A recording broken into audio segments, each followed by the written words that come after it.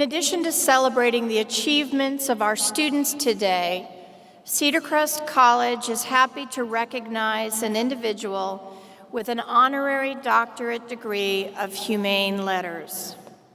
We are proud to salute our commencement speaker, Shabana Basij-Rasikh, whose commitment to women's education, involvement, advocacy, and professional excellence exemplifies the Cedar Crest College mission.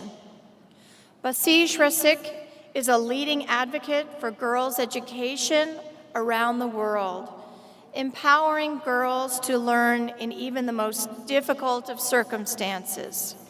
For her work, Basij-Rasikh has received a number of awards and honors. In 2014, she was named one of the National Geographic's Emerging Explorers. That same year, she was honored as one of CNN International's leading women. She was recognized with the Malala Medal in 2018 among Afghanistan's most important national awards. Basij-Rasikh was born and raised in Kabul, Afghanistan, under the rule of the Taliban, which forbade girls' education. After pursuing her education in secret Kabul schools as a child, she later came to the United States to complete high school through the State Department's Youth Exchange Studies program. She went on to graduate with honors from Middlebury College in Vermont in 2011.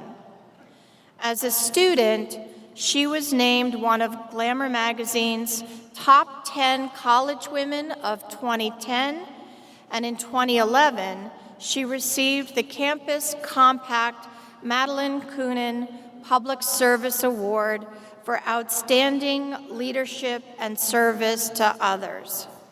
Shabana Basij-Rasikh, please come forward to receive your degree.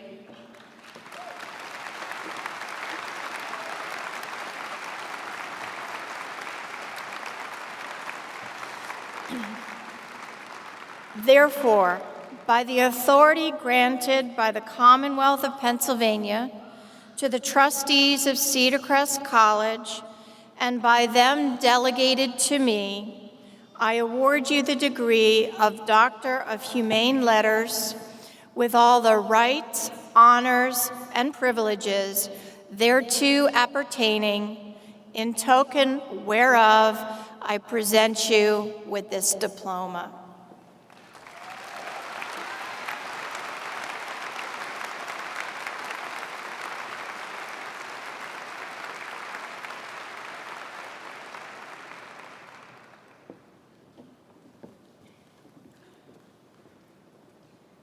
It brings me great pleasure to introduce today's commencement speaker. As you have already heard, she has amassed an impressive resume of advocacy work that spans numerous countries and communities. In addition to the accomplishments I mentioned earlier, Shabana returned to Afghanistan after graduation, where she established the School of Leadership Afghanistan, or SOLA, as the country's first boarding school for girls. SOLA provides quality education to an underserved and underrepresented population. Students range in age from 11 to 19 and represent all major ethnic groups and religious sects. Graduates of SOLA have gone on to attend dozens of schools and colleges across the globe.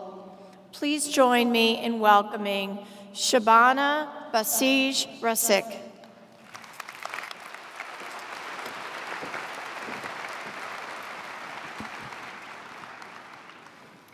Thank you, President Meade, and good morning, everyone. And congratulations to the class of 2019. It's an honor to be here with all of you. And it's an honor to be able to say this. My name is Shabana Basij-Rasikh, and I am an educated woman.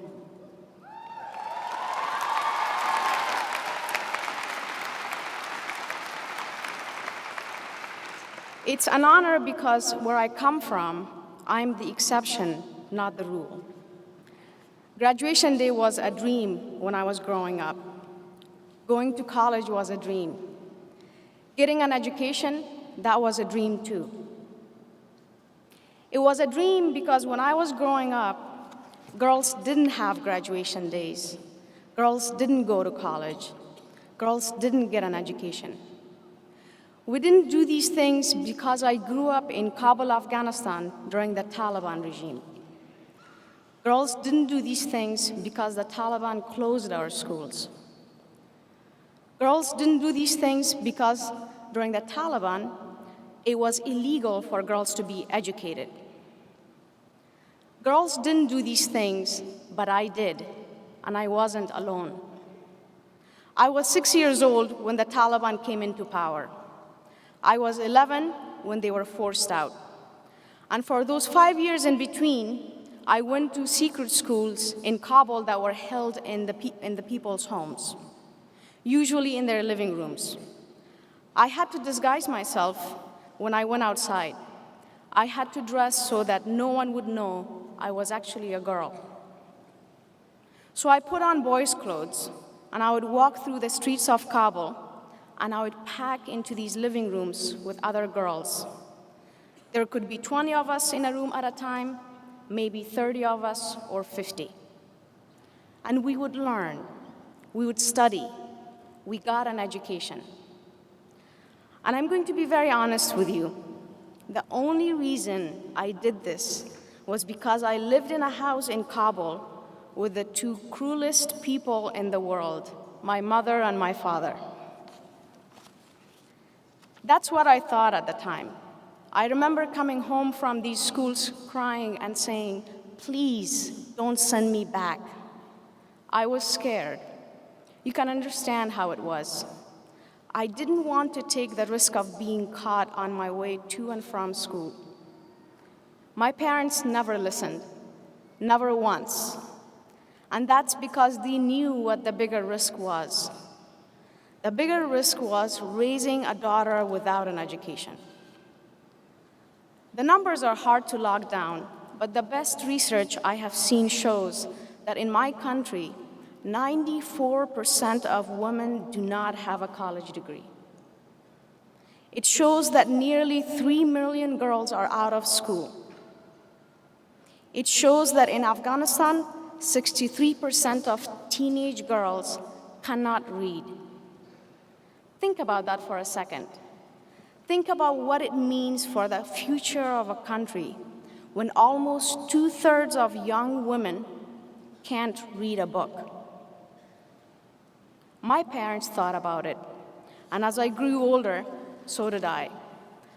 I was still in college when I co-founded the School of Leadership Afghanistan, SOLA for short. I went to college here in the US, and I was fortunate to have incredible partners in those early days. They were my team on the ground in Kabul while I worked on SOLA out of my dorm room, kind of like Mark Zuckerberg and Facebook. And I'll admit his organization is a little bigger than mine.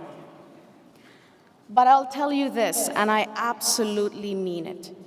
SOLA has the potential to have just as much impact on the world. That's because our mission is education. And education is a lever that moves the world to a better, safer, cleaner, and more equitable place. My parents, my cruel and horrible and very brave parents, they knew this to be true. They made sure I knew too. It's a lesson I learned when I was a little girl, and it's a lesson I brought to college. And it's the lesson that inspired me to create SOLA. And it is the message I'm bringing to you today. It's remarkable. As I was doing research into Cedar Crest's history, I spent some time reading about your very beginnings. Some of you know this, I'm sure, but for those of you who don't, when Cedar Crest was founded in 1867, the school was held in the lecture room of a church here in Allentown. Your student enrollment was 8 students. I read that and it put me in the mind of SOLA's early days. When we began operating in 2008, we had a rented house in Kabul and exactly 4 students. That's all. Despite the odds, we have grown. Both of us have. Today, SOLA has nearly 80 girls on our campus in Kabul, and we're looking to more than double our enrollment over the next 4 years. And today, we're standing here in Allentown, not in a lecture room, but in the PPL Center. And I'm looking out at families and friends, and most importantly, at 309 graduates of a truly amazing school. 309 graduates, what a beautiful thing to say. I wish you could be standing where I am right now. I wish you could be standing right here, right beside me, looking out, seeing what I see. I wish you could see what you look like. You look like you are ready to walk out into the world and leave your mark wherever life takes you. But you look like more than that. You look like falcons. And falcons are strong and powerful, and falcons have wings to catch the wind and soar across the sky. But you look like more than that. I tell you exactly what you look like. I tell you exactly what I see. You look like the most powerful force for change that I know of. Each one of you is the living embodiment of what I have committed my life to building and believing in. I look at you and I see educated women. But not just that. In fact, this is very important. I see educated women, and I also see educated men. I see 309 graduates, men and women together, and I'm so happy that I do, because I believe that education is a lever that moves the world to a better place. But it's one that we need everyone's help and hands to operate. Women won't do it alone. We can't do it alone. Levers are powerful tools, but they can be a struggle to operate, especially at first. I remember how hard it was to get traction with SOLA in those early days. I remember how hard it was to convince families that their daughters would be safe with us. I remember having meetings with funders who didn't see how we could succeed. I remember vividly the meetings I've had with powerful officials in my country who have told me that SOLA's model is remarkable and visionary, and they tell me that it is a shame that I'm wasting it on girls.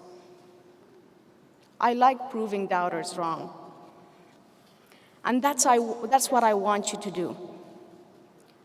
We had the pinning ceremony just a few hours ago. I know many of you are going into nursing. Some of you have careers and education planned. Some of you are looking at business administration or social work, and I'm only scratching the surface of all the degrees you have earned. You all have different interests and you all have different goals, but there is one thing that you all share. You have your educations. You hold in your hands that lever that can move the world. The world is heavy. Doubt carries a lot of weight, but don't let your hands slip. When doubters come, listen to them with a smile, thank them for their opinion, and then prove them wrong. You have so many people who believe in you. You've got your families who have come to be with you today. And there are 2 other families I would like to introduce you to, if you allow me. 2 other families who are celebrating you and your achievements. A member of one of these families is right here with us in the PPL Center. She came a long way to be here, a long way to have to hear that she's one of the cruelest people on earth. But I'm glad that she was, because thanks to her, I have the privilege to be standing where I am right now. Thanks to her, I can say proudly that my name is Shabana Basij-Rasikh, and I am an educated woman.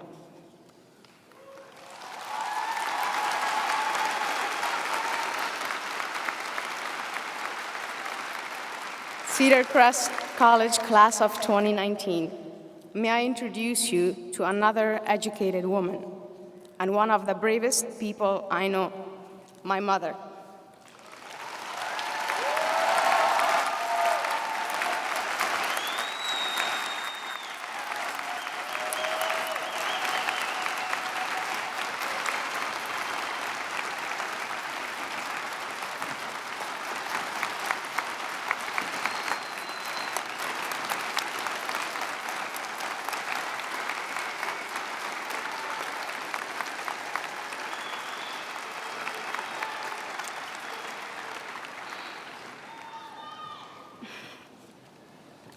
She doesn't look very mean, does she? Well, you just don't know her the way I do. I had hoped so much to be able to introduce you to the other meanest, cruelest, bravest person in my life, my father. Unfortunately, he wasn't able to travel to meet you all today. But I think you know that these ceremonies are being live streamed, which means that my dad, who is one of the biggest fans you have in the city of Kabul, is online watching all of you right now.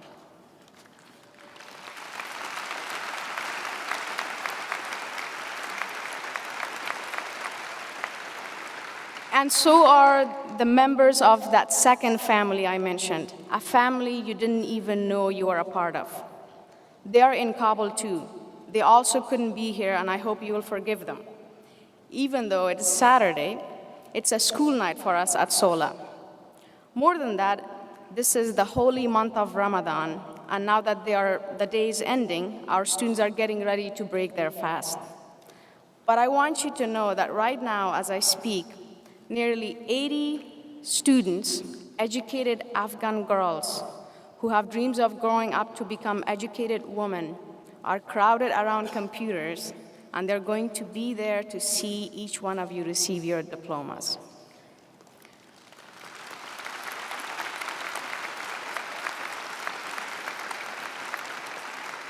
Our students at SOLA, our girls, are watching you right now, and even though you can't see or hear them, they can see and hear you.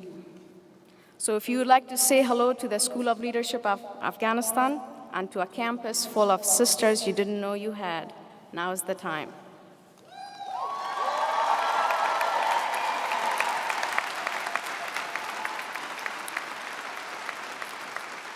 I am so happy I could be here with you today.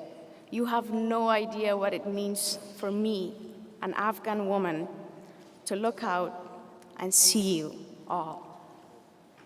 Your education is your lever to move the world to a safer and healthier place. It's in your hands now. Thank you so much.